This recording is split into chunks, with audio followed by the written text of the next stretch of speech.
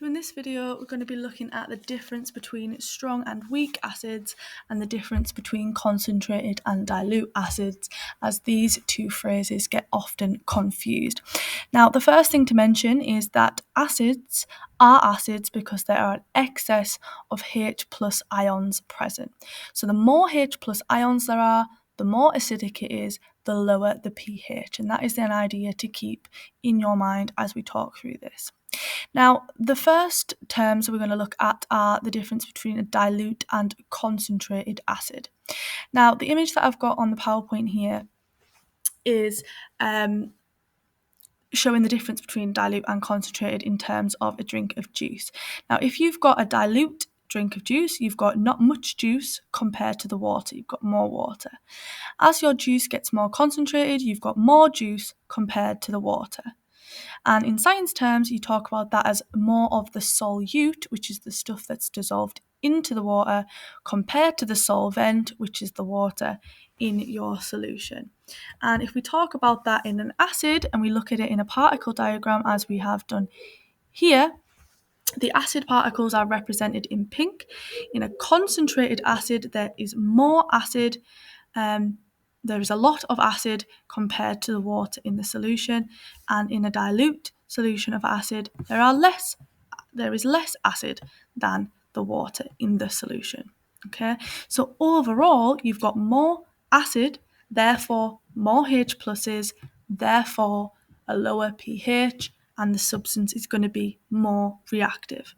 In order to make a solution of acid safer to use in a lab, you would dilute it, you would add water to it so that it would have less of the acid compared to the water and become safer to use.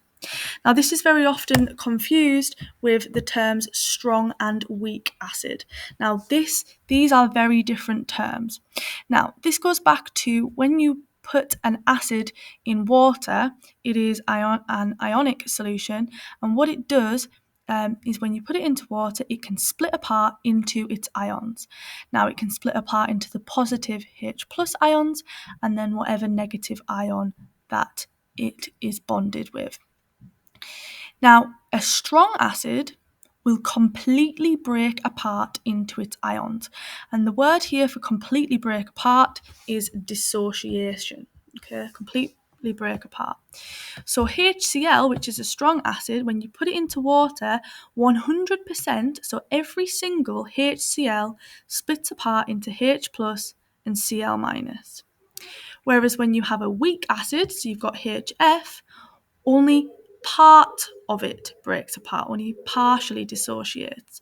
So you end up with some HF molecules and then some H pluses and F minuses.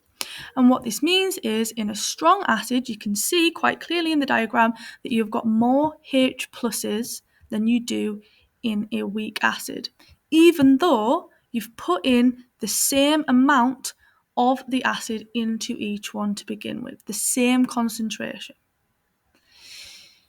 What this means is when you've got more H pluses in your strong acid is that the more H pluses you have, the more acidic it is and the lower the pH, therefore the more reactive. So, concentrated and dilute is to do with how much of the acid is in the water. The more acid in the water, the more concentrated. The strength, so the strong and weak, is to do with how much the acid breaks apart in the water. So completely, it's a strong acid, partly, it's a weak acid. And finally, we can look at some diagrams here that combine both of these terms. So you can have a concentrated strong acid, which would have a very high pH because it's got lots of acid dissolved into the water, it's concentrated, and every single acid molecule has broken apart into H plus and whatever negative ion. You can have also a dilute strong acid, so there's not much of the acid, but every single molecule has broken apart into its ions, 100% dissociation. You can also have a concentrated weak acid, so you have a lot of the acid, it's concentrated, but not every single ion has broken apart. It's not broken apart into its ions, every single acid molecule. And then finally, you can have a dilute weak acid where there's not very much of the acid, and also not all of them have broken apart.